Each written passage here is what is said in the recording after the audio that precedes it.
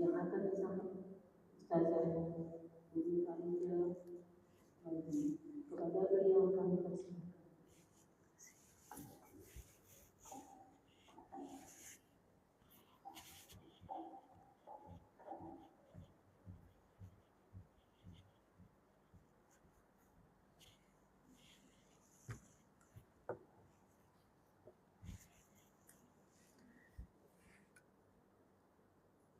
Bismillahirrahmanirrahim. Assalamualaikum warahmatullahi wabarakatuh.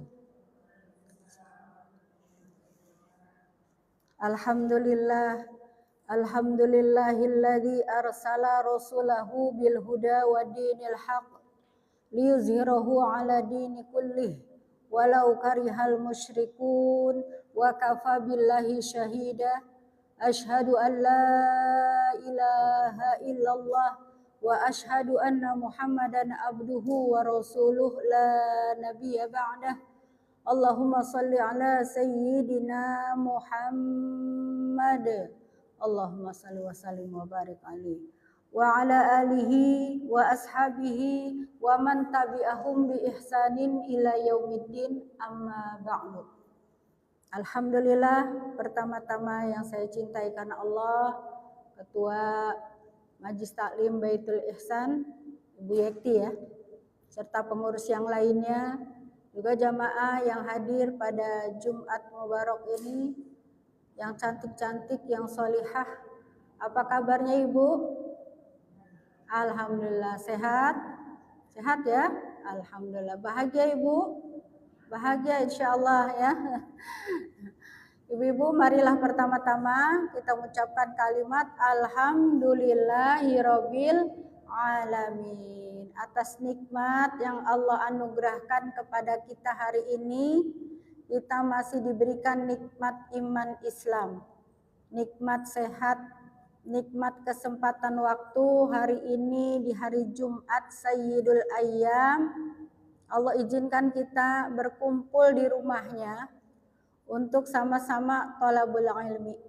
Ya, semoga setiap langkah kaki kita untuk hadir pada kajian hari ini akan menjadi amalan yang memperberat timbangan kebajikan kita di yaumil hisab. Amin ya robbal alamin. Salawat beserta salam senantiasa kita lantunkan kepada baginda Nabi besar Muhammad sallallahu alaihi wasallam beserta keluarga, para sahabatnya yang mulia, serta seluruh pengikutnya, termasuk kita di dalamnya. Berharap insya Allah nanti di yaumil hisab kita mendapatkan syafaat beliau. Amin ya robbal alamin. Hari Jumat, hari di mana sholawat direkapitulasi Ibu. Seminggu sekali sholawat itu dikumpulkan. Ya, jadi salat itu juma'u yaumal jumu'ah. Ya, paman aksaru alayya salatan aqrabu ilayya yaumal qiyamah. Jadi setiap hari Jumat ya salawat kita dihitung. Ya, dihitung berapa banyak kita bersolawat dalam satu sepekan.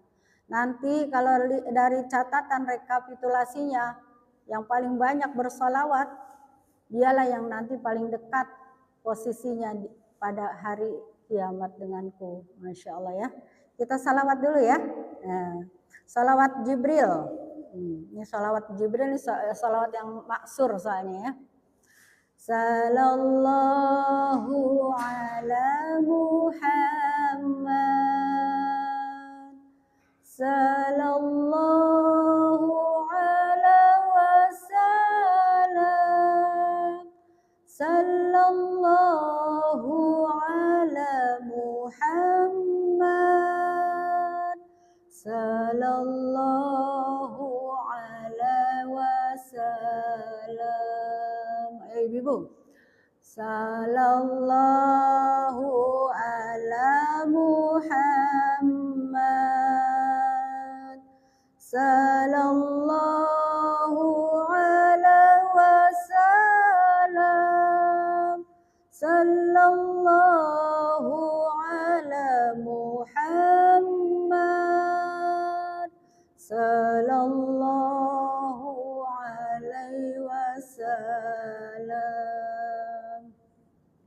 Allahumma shalli ala sayyidina Muhammad wa ala alihi wa ashabihi wa man tabi'ahum bi ihsanin ila yaumiddin, amma ba'du. Ibu-ibu yang dirahmati Allah, pada kesempatan hari ini kita akan melanjutkan kajian tafsir kita, ya. Surat apa, Ibu? As-Sams, ya. Kita baca dulu surat As-Sams sama-sama. A'udzu billahi minasy syaithanir rajim. Bismillahirrahmanirrahim.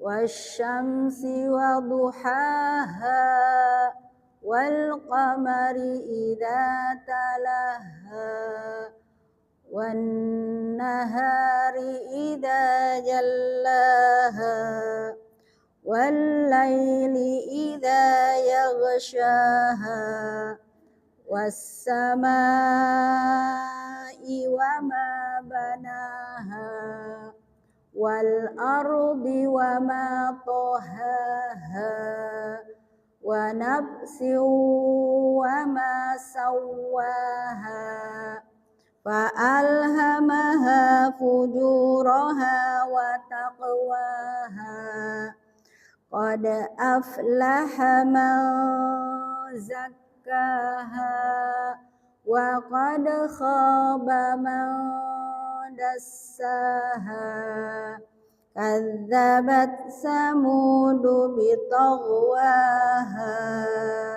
idzim ba'atha ashqaha faqala lahum rasulullahi naqatallahi wa suqiyaha fakadzabuhu fa'aqaruha fadamdama alaihim rabbuhum bidzambihim fasawwaha wala yakhafu uqbaha. Shadaqallahul azim. Ibu-ibu yang dirahmati Allah, surat As-Sams terdiri dari 15 ayat. Dia adalah surat ke-91. Diturunkan sebelum hijrah, ya Bu ya. Berarti surat apa, Bu? Makiyah, ya. Ibu-ibu yang dirahmati Allah, surat As-Sams ini surat yang begitu indah. Allah membukanya dengan begitu indah. Kenapa indah? Karena Allah menyebutkan ciptaan-ciptaannya, menjadikan ciptaannya sebagai sumpah, dan yang dijadikan objek sumpah adalah ciptaan-ciptaan Allah yang sangat bermanfaat bagi kehidupan manusia, bahkan bagi kehidupan seluruh makhluk yang ada di bumi ini, ya, yaitu matahari. Wasyamsi wa duhaha, ya, demi matahari yang sinarnya pada pagi hari dan sinarnya pada pagi hari. Tentu kita nggak bahas panjang lebar bagaimana manfaat sinar matahari bagi kesehatan kita, di mana ya mengandung vitamin apa, Bu? Sinar matahari pagi, ya, D. Ya, dan banyak sekali manfaat sinar matahari yang merupakan dia sumber panas bumi, ya, bahwa matahari sumber panas, ya, sumber panas dan sumber cahaya. Wal qamari idza talaha, dan qamarun bulan apabila mengiringinya. Jadi bulan itu mengiringi matahari dan bulan itu memantulkan. Dia hanya memantulkan cahaya dari matahari. Jadi bulan itu bukan dirinya yang mengeluarkan cahaya. Dia hanya memantulkan cahaya dari matahari.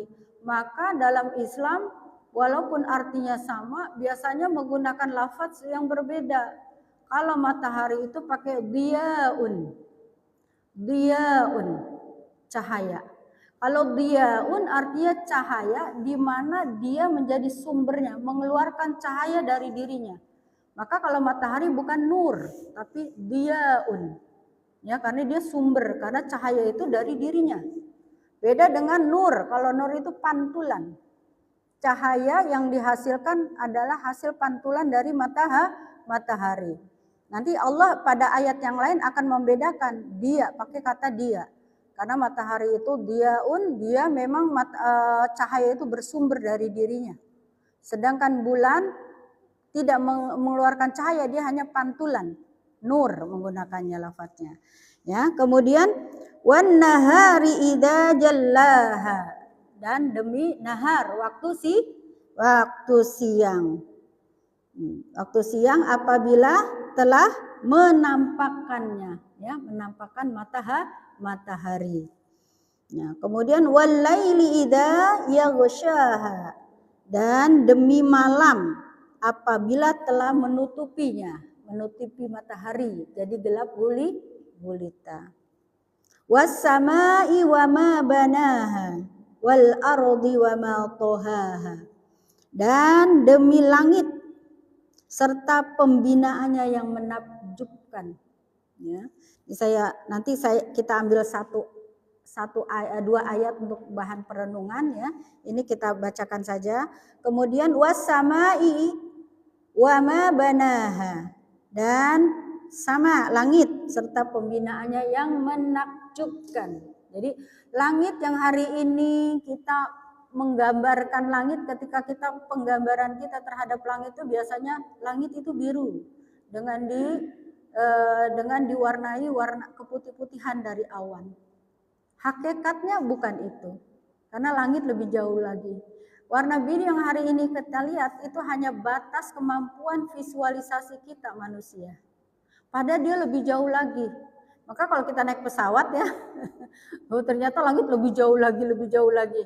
Ya, jadi warna biru yang hari ini kita lihat itu hanya batas kemampuan mata kita untuk melihat, sejauh itu saja batasnya. Padahal itu lebih jauh lagi, lebih tinggi lagi, ya. Yang mana penciptaannya, ya, pembinaannya yang menakjubkan, tanpa tiang tapi tidak roboh gitu, ya. Nah, kemudian wal ardi wa ma tahaha, dan demi bumi serta penghamparannya, ya. Jadi bumi yang bulat ini kemudian terhampar sebagai tempat kita tinggal di bumi ini, ya, terasa hampar, kayak karpet dihamparkan, sepertinya rata gitu, ya. Padahal hakikatnya dia tidak datar tapi bulat, itu yang banyak diyakini, ya, bulat. Nah, itulah di mana bumi itu dijadikan tempat tinggalnya makhluk-makhluk Allah, dan dijadikannya matahari sebagai penerang. Maka dari cahaya matahari itu melahirkan berbagai macam kebermanfaatan seperti, nah, sekarang banyak menggunakan surya, tenaga surya. Dan Indonesia ini adalah negara yang memiliki potensi geoterma, ya, panas bumi yang sangat luar biasa. Ya, jadi teman saya suaminya itu dosen UI, itu ahli geoterma. Di Indonesia nggak kepake, Bu, ilmunya. Dipakainya di Prancis gitu. Padahal Indonesia memiliki potensi geoterma panas bumi yang bagus banget. Tapi ini belum dikelola dengan baik, ya. Sehingga negara luar negeri yang jarang panas mereka, ya, seringnya salju, dingin gitu, ya. Nah, dia menginginkan, sedangkan kita punya, ya, punya sumber daya alam panas bumi yang sangat luar biasa. Nah, ini dari ayat 1 sampai ayat 7 Allah menggambarkan tentang makhluk-makhluknya, ya, ciptaan-ciptaannya yang memiliki manfaat yang sangat luar biasa, ya. Dari sinar matahari dia sangat luar biasa manfaatnya. Nah, sekarang kita akan coba tadaburi dari penyebutan, ya. Kalau kita lihat ini kan lebih stressingnya kepada cahaya matahari, ya, lebih kepada cahaya matahari. Coba kita tadaburi ayat-ayat ini dengan surat Qasas. Surat Qasas itu surat ke-28, ayat 71 dan 72. Kita akan lihat ada sebuah dialog antara Allah Subhanahu wa taala dengan baginda Rasulullah sallallahu alaihi wasallam. Ayat ini mengajak Rasulullah untuk bertadabur, tafakkur tentang ciptaan Allah, ya. Coba Ibu cari, kalau lihat halamannya halaman 394. Ini ayat 1 sampai 7. Kita coba ambil tadaburnya di sisi ini ya. Surat Qasas, surat 28 ayat 71 72. Ya. A'udzu billahi minasy syaithanir rajim. Bismillahirrahmanirrahim. Qul ara'aytum in ja'alallahu 'alaikumul laila sarmadan ila yaumil qiyamah man ilahun ghairullahi ya'tikum bidhiya afala tasma'un. Nah, di sini Allah katakanlah Muhammad, ya, ini ngajak Rasul untuk bertadabbur. Katakanlah Muhammad, bagaimana pendapatmu? Ditanya, jika Allah menjadikanmu malam itu berlangsung terus menerus sampai hari kiamat. Ya, jadi Nabi diajak ya tadabbur, tafakkur, berpikir. Ya, bagaimana pendapatmu Muhammad jika aku jadikan malam ini berlangsung terus menerus sampai hari kiamat? Kira-kira Bu, apa yang akan terjadi? Bu, coba. Kalau malam berlangsung terus menerus sampai hari kiamat.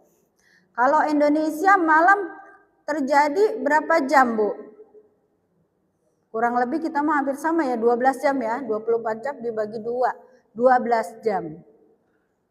Bagaimana kalau terjadi jadi 24 jam? Terus berlangsung 50 jam, 100 jam, 1000 jam, terus sampai hari kiamat. Kita ambil satu saja, apa yang akan terjadi? Ibu kebayang nggak bisa jemur. Ya. Apa yang akan terjadi? Kita lihat suhu. Suhu aja satu. Suhu semakin malam semakin apa Bu? Semakin dingin. Kalau berlangsung 12 jam saja sudah dingin. 24 jam sudah dingin. Bagaimana kalau berlangsung 100 jam malam itu? Suhu semakin dingin sampai minus. Terusnya minus 10, minus 20, minus 30. Apa yang terjadi Ibu? Apa yang terjadi? Yang terjadi, katakan 1000 jam terjadi malam terus menerus. Yang terjadi adalah semua cairan air di lautan membeku. Air-air di danau membeku. Air-air di sungai membeku. Air yang ada dalam tubuh kita. Berapa persen Bu dalam tubuh kita cairannya? 70% membeku. Apa yang terjadi kalau darah kita membeku? Kalau terjadi itu udah langsung terjadi kematian massal. Bu, mudah bagi Allah. Kiamat itu mudah. Allah hentikan aja pergantian siang dan malam. Makanya inna fi ikhtilafil laili wan nahari la ayatin liulil albab.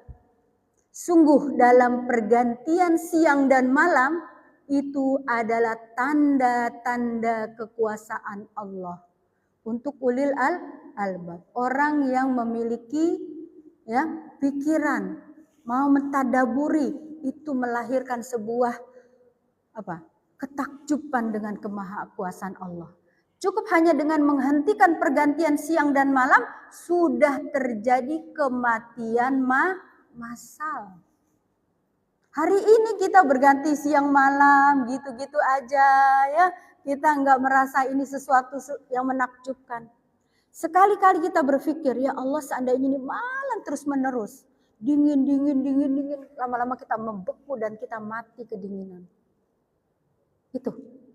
Kemudian kata Allah, man ilahun ghairullah ya'tikum bidhiya. Ada nggak Tuhan selain Allah? Allah tantang. Ada nggak Tuhan selain aku yang akan mendatangkan kepadamu cahaya. Dia, sini pakai bahasanya dia yang tadi saya katakan ya. Dia bukan binur. Ya. Man ilahun ghairullah ya'tikum bidiya. Ya, siapakah Tuhan selain Allah yang mendatangkan sinar terang kepadamu? Jadi kalau Allah jadikan malam terang, ada nggak Tuhan selain Allah yang bisa menghadirkan cahaya, menghadirkan sinar? Jawabannya pasti tidak. Masya Allah ya, dari satu ayat begitu aja kita udah Masya Allah ya, selama ini kita berganti siang dan malam. Kan ada doanya ya, ketika asbahna wa asbahal mulku lillah, kita terus berzikir ya, bahwa ada zikir pagi dan petang, zikir maksurat yang kita baca, itu untuk menunjukkan betapa kita nih bertemu lagi dengan pagi itu atas izin Allah, atas kuasa Allah, dan itu kita masukkan ke dalam hati dan kita syukuri. Ternyata perkara yang hari kita lewatin begitu saja, kalau kita renungkan, menghadirkan ya pengagungan kepada Allah. Ya, jadi kata Allah, tidak ada Tuhan selain aku. Ada nggak Tuhan selain aku yang mendatangkan sinar cahaya terang kepadamu? Jawabannya pasti tidak. Ya. Kemudian afala tasma'un, apakah kamu nggak dengar? Nah, kemudian dialognya dilanjutkan oleh Allah dengan kalimat yang sama, tapi kebalikannya. Ya, qul ara'aitum in ja'alallahu alaikumun nahara sarmadan ila yaumil qiyamah. Sekarang kebalik. Bagaimana kalau aku jadikan siang itu berlangsung terus-menerus sampai hari kiamat? Apa Bu yang kebayang? Apa yang kebayang? Ya, mungkin kalau kita kebayang, ya nggak bisa istirahat dong, aktivitas terus gitu ya, nggak bisa. Apalagi kalau malam itu kan aktivitas terus gitu, nggak ada istirahatnya, capek kalau siang terus gitu ya. Karena Allah jadikan malam untuk istirahat, siang untuk beraktivitas gitu. Bagaimana kalau siang terus? Sama. Kalau Allah jadikan siang ini berlanjut dari 12 jam seperti yang sekarang kita alami, terusnya lanjut 24 jam, lanjut terus jadi 50 jam, 100 jam, 1000 jam, terus menerus, apa yang akan terjadi? Kebalikannya, kalau tadi kan malam ya, suhunya dingin. Kalau siang semakin panjang panasnya ya, maka suhunya semakin panas. Hari ini suhu kita yang kita udah rasanya sumuk banget gitu. Sekarang berapa suhu di Indonesia nih? Katanya baru 3-4-an ya, tapi kita udah merasakan panas sekali. Ya, kemudian saudara-saudara kita yang di Saudi, Timur Tengah itu mereka udah biasa 50 derajat Celcius, setengah mendidih ya kalau kita ya. Ya, itu aja sudah seperti itu. Bagaimana berlangsung 100 jam, 1000 jam, suhunya semakin naik, panas. Apa yang terjadi? Lautan itu Bu mendidih, ya, karena 100 derajat Celcius saja sudah mendidih. Kalau mendidih ngegolak terus mendidih, lama-lama menguap, ya kan, menguap. Danau-danau menguap, sungai-sungai menguap, sumur-sumur menguap, semua menguap, dan cairan tubuh kita juga menguap, bukan hanya mengeluarkan keringat. Hari ini kita kepanasan hanya mengeluarkan keringat. Tapi kalau berlangsung 1000 jam, maka bukan lagi keringat, tapi darah kita mendidih dan menguap. Apa yang terjadi? Sama, kematian massal. Ya, jadi bagi Allah mudah menghentikan malam, menghentikan siang, sudah terjadi kiamat, sudah terjadi kematian. Ya, kemudian Allah katakan, ya, kata Allah apa? Man ilahun ghairullah ya'tikum billaili taskunuhu fihi. Ya. Siapakah Tuhan selain Allah yang akan mendatangkan malam kepadamu sebagai waktu istirahatmu? Ada enggak? Kalau Allah menyetop, ya, melangsungkan siang terus menerus, ada enggak Tuhan selain Allah yang mendatangkan waktu malam? Ada enggak Bu? Tidak ada. Ya. Jadi kata Allah, ya, tidak ada Tuhan yang akan mendatangkan malam kepadamu untuk istirahat. Afala tubsirun. Apakah kamu tidak perhatikan?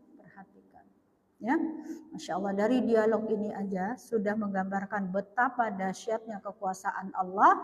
Ya, kemudian Allah memberikan ciptaan-ciptaannya, ya, dengan begitu luar biasa harmonis, bahwa hari ini matahari yang kita rasakan panasnya, jaraknya itu sudah disetting demikian harmonis, pas. Seandainya antara bumi dengan langit ini jaraknya berapa Bu? Saya nggak tahu jaraknya itu ya. Misalnya sekian miliar jaraknya sekarang idealnya. Ketika dijauhkan lagi Bu jaraknya, contoh jadi sekian jaraknya jadi 2 miliar jauhnya, maka apa yang terjadi? Bumi ini akan membeku. Nah, jarak ideal yang sekarang seandainya didekatkan oleh Allah separuhnya saja, maka bumi ini akan meleleh, akan terbakar, Ibu. Maka jarak yang sekarang ada, itu sudah jarak yang Allah desain demikian pas, harmonis untuk kehidupan manusia. Walaupun ada bagian-bagian bumi yang jaraknya lebih jauh seperti kutub, ya, karena dia terhalang gitu ya, lebih jauh jaraknya, dia jadi bersalju terus, ya. Atau kita lihat yang jaraknya lebih ini di negeri-negeri yang panas gitu. Itu sudah Allah desain demikian pas, ya. Jadi betapa ketika ayat 1 dan ayat 7 Allah bersumpah dengan sifat-sifatnya agar kita bertadabbur, ya, agar kita merenungi, ya, manfaat sinar matahari, ya, manfaat malam yang Allah hadirkan dalam hidup kita, manfaat siang yang Allah pergilirkan. Nah, ayat 7 ayat ini apa yang ingin Allah sampaikan kepada kita, ya? Hal apa yang ingin Allah sampaikan kepada kita, yaitu di ayat ke-8-nya. Ya. Jadi kalau tadi masalah ini, kemudian Allah juga, ya, jadi kan tadi ya, jadi yang ingin disampaikan Allah adalah di ayat ke-8. Ya, bahkan di ayat ini tadi ya, bumi dihamparkan, di ayat ke-7-nya adalah wa nafsi wa ma sawwaha, ya, dan demi jiwa serta penyempurnaan ciptaannya. Nah, itu juga dijadikan sumpah yang hampir mendekati tema yang ingin Allah sampaikan, ya. Jadi sebenarnya temanya tuh di ayat ke-8-nya. Tetapi sebelum sampai kepada ayat ke-8, ayat ke-7-nya Allah sudah bersumpah kepada tema yang mau dibahas, yaitu Allah membahas bahwa tadi wa nafsi wa ma sawwaha, dan demi jiwa, ya, demi jiwa serta penyempurnaan ciptaannya. Nah, jiwa. Nah, kita akan bahas ya Bu ya tentang jiwa ini. Ya. Jiwa sama ruh sama enggak Bu? Lain ya, betul lain. Apa bedanya jiwa dan ruh? Ya.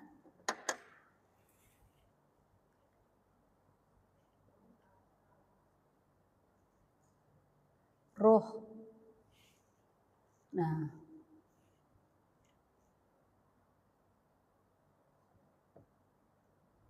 Jasad. Nah, jadi kita terdiri dari ruh dan jasad. Ruh ini, ya, ketika murni ruh ini, ya, ruh itu yas'alunaka 'anir ruh. Mereka bertanya tentang ruh. Kata Rasul apa? Ketika Rasul ditanya tentang ruh, yas'alunaka 'anir ruh. Mereka bertanya kepadamu Muhammad tentang ruh. Katakan, kul ruh min amri rabbi. Ruh itu urusan Tuhanku. Ya, wa ma utitum illa qalila. Aku tidak dikasih tahu ilmunya kecuali sedikit sekali tentang ruh. Ya. Nah, ruh itu berasal dari Allah. Ruh. Nah, ruh ini diri kita. Jadi ketika dia murni, materialnya baru berdiri sendiri, namanya ruh. Ya. Ketika ruh ini kemudian ditiupkan ke jasad, ke janin dalam kandungan, ya, ditiupkan ruh di alam ruh, ditiupkan ke alam rahim, maka bersatulah antara ruh dengan jasad. Ya, ketika ruh dengan jasad bersatu, disitulah dinamakan nafs.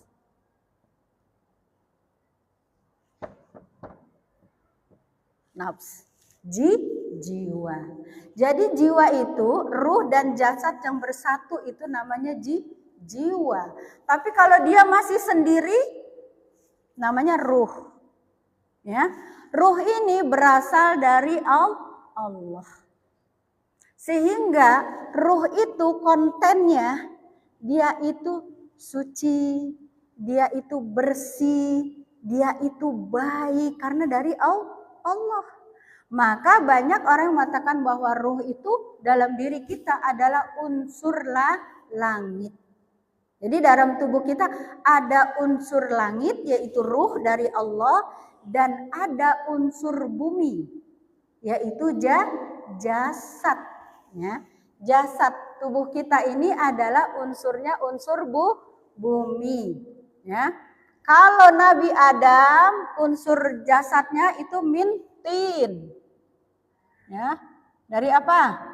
Dari tanah. Tapi anak keturunannya mimma'in mahin. Ya, mimma'in dafik, air yang memancar, sperma. Mimma'in mahin, dari air yang hina, gitu ya. Dari air. Airnya apa? Berupa air sperma. Ya, jadi yang asli dari tanah itu Nabi Adam alaihis salam karena tidak melalui proses pembuahan. Ya, tapi kalau diteliti sperma itu juga berujung kepada tin tanah karena apa yang dimakan oleh suami berasal dari unsur-unsur bumi. Ya, jadi jasad. Nah, karena jasad, tadi perpaduan antara ruh dan jasad melahirkan nafs jiwa. Ya, jadi ketika coba kita lihat di surat ya tentang jiwa, ya, yaitu di surat 32. Ya. 32 halaman aja langsung, halaman 415. Ya. Nah, Allah 415.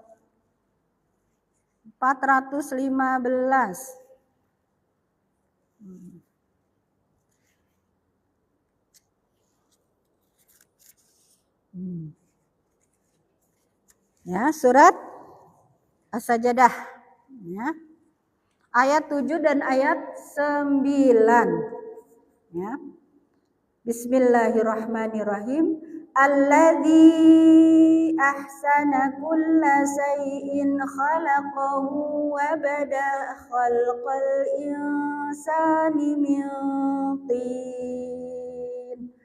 Summa ja'ala naslahu min sulalatin min ma'in mahin.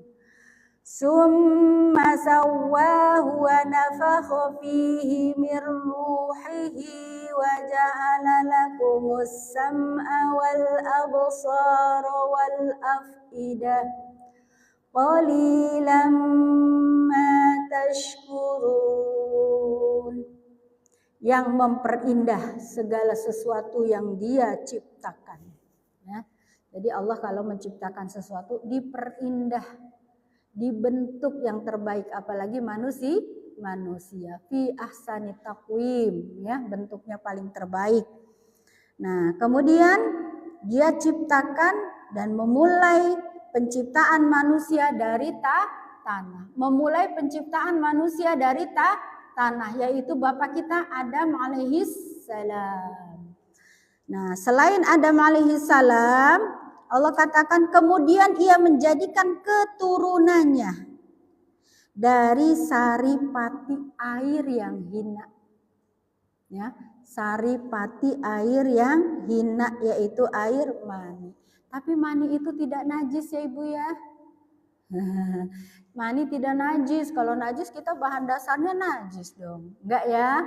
Tapi kalau mani keluar harus dibersihkan. Tapi dia bukan najis ya Bu ya.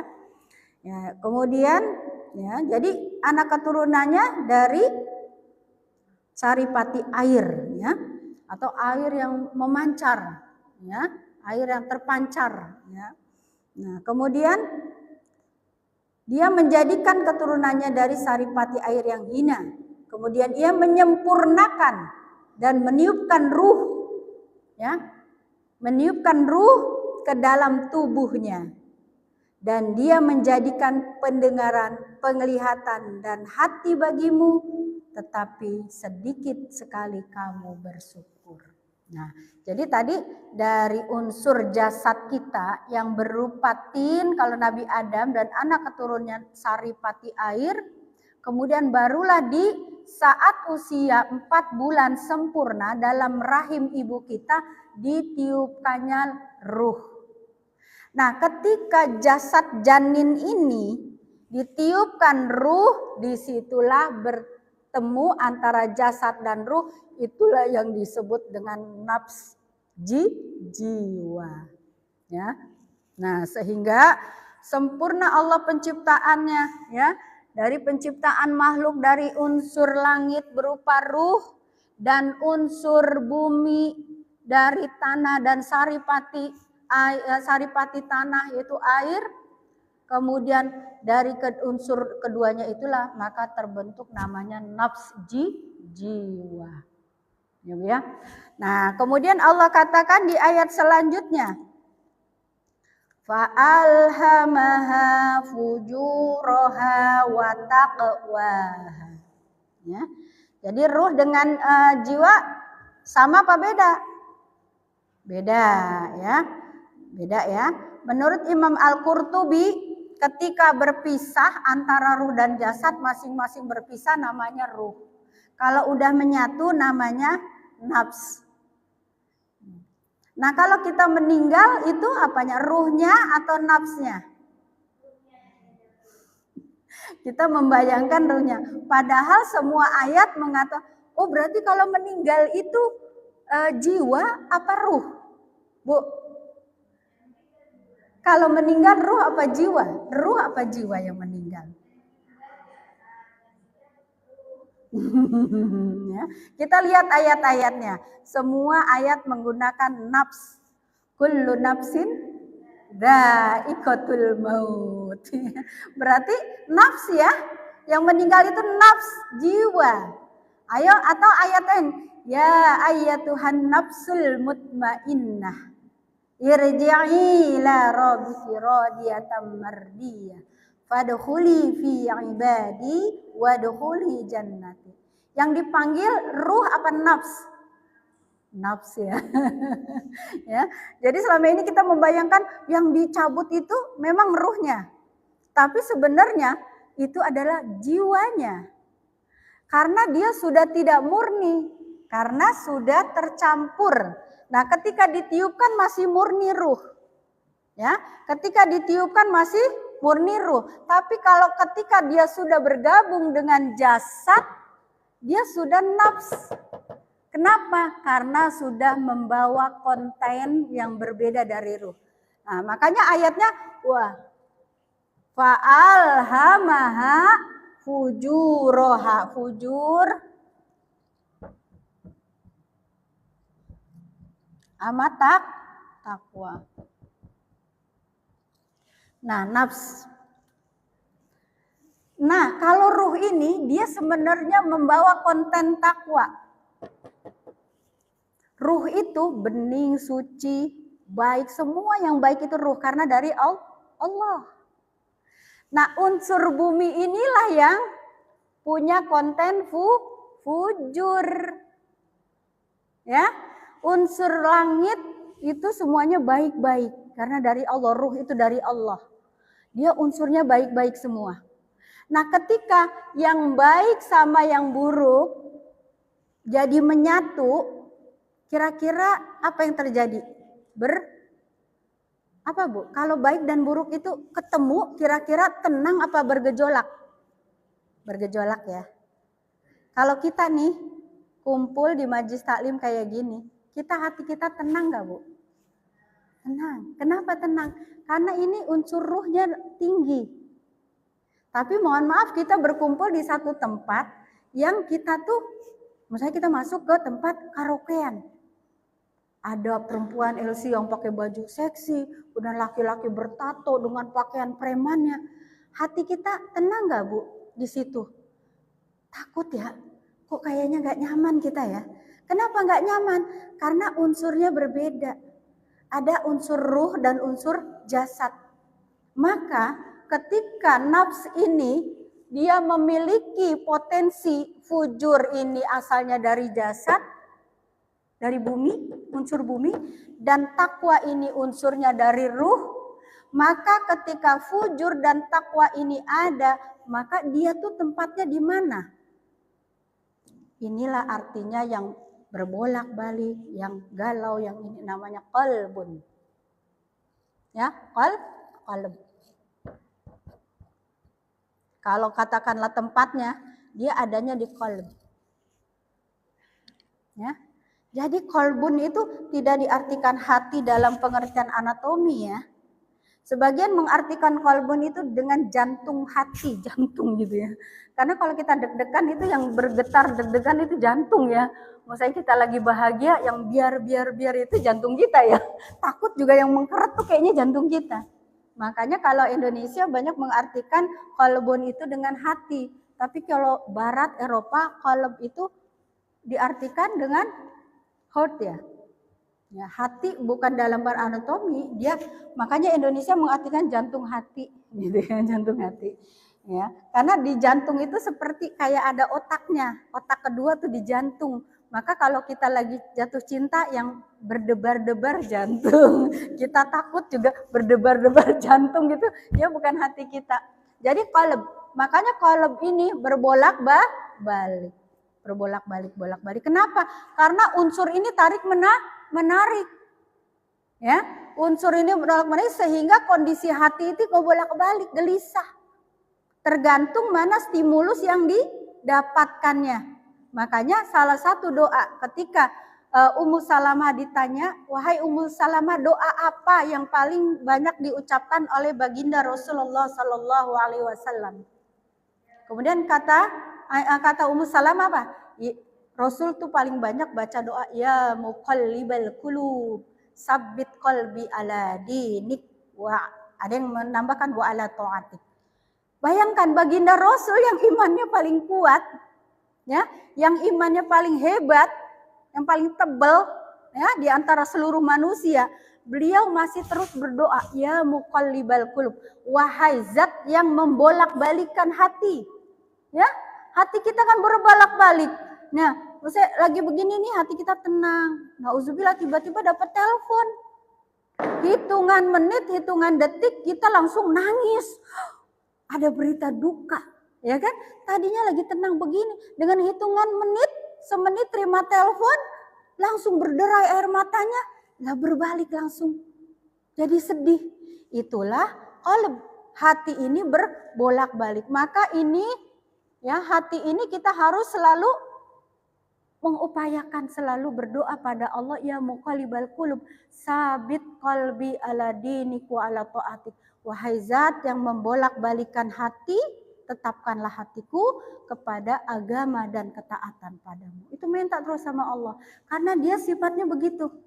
Ya, karena tadi fujur dan takwa, ya, itu berbolak-balik seperti itu. Nah, sehingga Bu, jiwa manusia, ya, maka kalau ilmu psikologi itu bahas mana?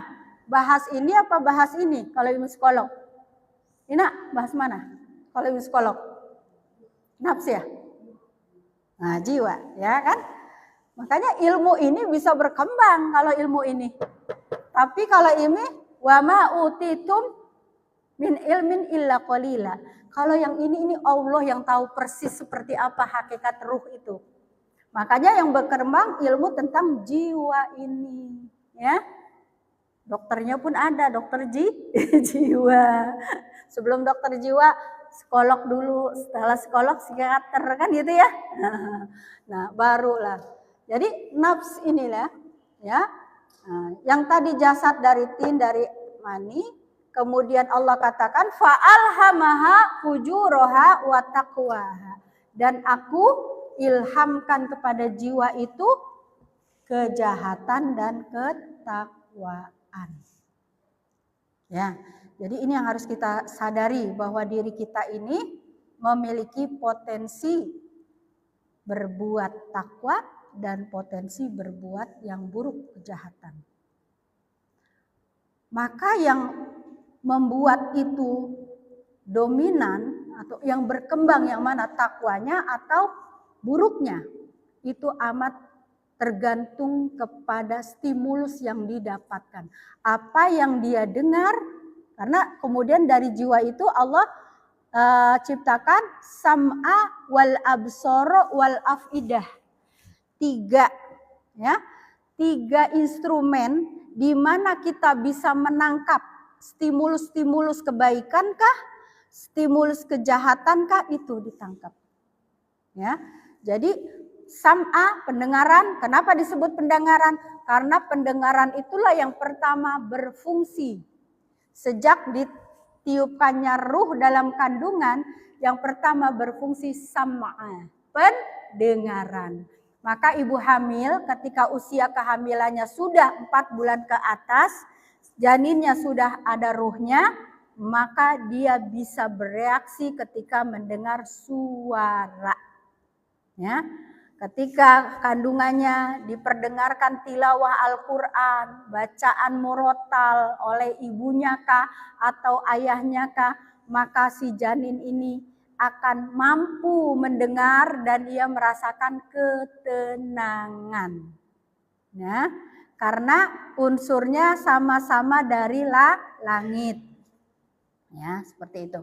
Nah, kemudian kalau stimulusnya adalah yang buruk-buruk, ya, dia dalam kandungan yang dia dengar teriakan ibunya berantem sama bapaknya, ini kan bergerak, gezet gitu ya, kaget dia bergerak. Maka fungsi telinga sudah berfungsi. Dan luar biasanya itu yang pertama diaktifasi oleh Allah dan itu juga yang terakhir akan berfungsi ketika masa ajal. Saat kita koma, sudah mendekati masa sakaratul maut, semua fungsi penglihatan sudah tidak berfungsi. Ya, udah nggak ngenalin orang lagi. Mulut sudah tidak bisa berbicara lagi. Ya, yang terakhir diangkat adalah pendengaran. Maka disuruh lakinu ala mautakum. Talkinkan pada orang-orang menjelang mati. Karena pendengaran itu masih berfungsi, ya. Jadi nggak usah, "Nek, ini cucu nenek, masa nenek nggak usah digituin. Karena penglihatan udah nggak berfungsi. Maka yang terakhir kita dampingi agar calon mayit ini husnul khatimah, yaitu mendampingi dengan menuntunnya untuk talqin membaca kalimat la ilaha illallah. Ya, Bu ya. Jadi perangkat-perangkat ini, fuad, sam'a, absor, fuad. Dan itu yang nanti akan dihisab oleh Allah, ya, penglihatan kita, pendengaran kita dan hati kita. Ya. Jadi nafsun itu memiliki potensi fujur dan takwa. Nah, makanya dia bergejolak terus. Nah, hasil pertarungan antara ruh dan jasad, ya. Jadi di hati kita ini seperti ada pertarungan, dalam jiwa kita ini ada pertarungan. Unsur-unsur mana yang mendominasi? Ya, unsur mana yang mendominasi dan unsur mana yang terkalahkan? Itu selalu terjadi dalam jiwa kita. Ya, kalau ya, makanya nafsun itu dalam Islam, kita lihat nafsun itu ada 3 macam jenis nafsun. Nah, 3 jenis nafsun ini karena pertarungan unsur langit dan unsur bumi. Maka nafsun itu dalam Islam Ya, di Al-Qur'an itu ada 3 jenis nafsu. Yang pertama, nafsu amarah bisu.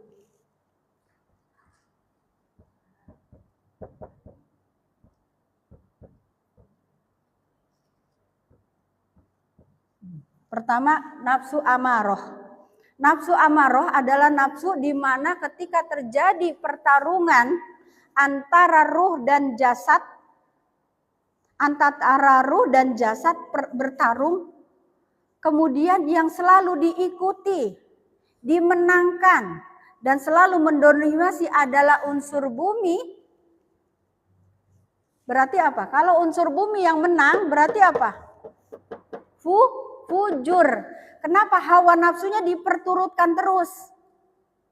Hawa nafsu penglihatannya, hawa nafsu makannya, hawa nafsu lisannya, hawa nafsu seluruh anggotanya dipenuhin terus, maka jiwanya menjadi jiwa amaratu bisu, jiwa yang selalu merongrong untuk diikuti semua nafsu-nafsunya.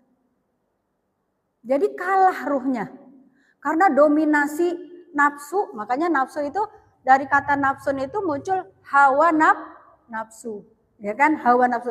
Jadi fujur itu arti katanya, arti ininya juga hawa. Jadi bukan ibu Hawa ya, ibu Hawa itu pakai hak kecil. Ya, kalau ini ha besar, hawa nafsu. Nah, maka fujur itu artinya hawa nafsu. Jadi kalau seseorang yang dalam pertarungan antara ruh dan jasad, jiwanya hasilnya adalah jiwa yang amarah. Jiwa yang selalu memperturutkan keinginan nafsunya terus. Ya, nafsunya pengen punya harta cepat dengan cara pokoknya nggak peduli mau halal mau haram. Maka dia lakukan korupsi. Ya, hari ini kita dipertontonkan Ibu. Korupsi miliaran duit sampai gepok-gepokan dipanggul. Nauzubillah min zalik. Ini jiwa-jiwa amarah. Dia pengen punya mobil mewah, dia pengen punya rumah mewah. Dia pengen hidup enak gitu ya. Tapi dengan cara yang dia tidak pikirkan apakah itu halal haram, maka itu termasuk kepada jiwa amarah bisu. Yaitu jiwa yang selalu menyuruh melakukan keburukan. Karena jasad unsur buminya lebih dominan.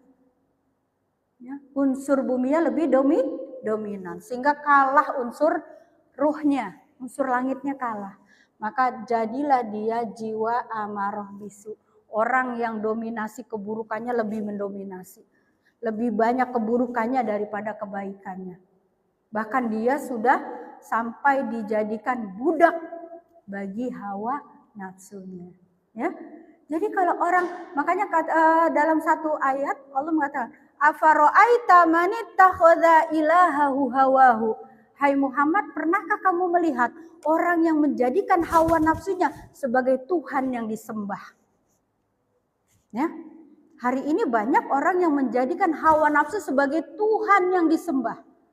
Ketika hawa nafsunya pengen punya harta banyak, korupsi, lakukan korupsi. Ketika misalnya hawa nafsunya nyuruh main perempuan. Kan kalau sesuatu yang kalau sesuatu yang buruk akan melahirkan keburukan. Melahirkan keburukan lagi.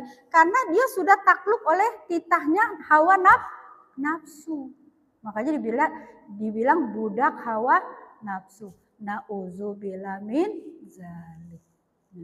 Kenapa? Karena unsur-unsur ruhnya ini selalu kalah. Stimulusnya mungkin dalam kehidupannya stimulusnya yang negatif-negatif.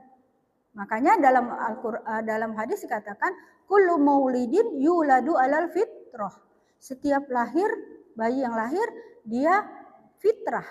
Fitrah itu maknanya bukan suci dalam artian kosong, tapi dia punya potensi mengesahkan Allah. Fitrah itu menjadikan Allah sebagai Tuhannya. Karena sebelum ditiupkan ke alam ruh itu dibaiat dulu oleh Allah. Ya, Ibu nanti bisa lihat di rumah surat Al-A'raf 172. Allah tuh membaiat ruh-ruh sebelum dititipkan ke rahim-rahim ibu kita. Satu baiat ucapannya alastu birabbikum. Bukankah aku ini Tuhanmu? Maka ruh-ruh itu nyebut qalu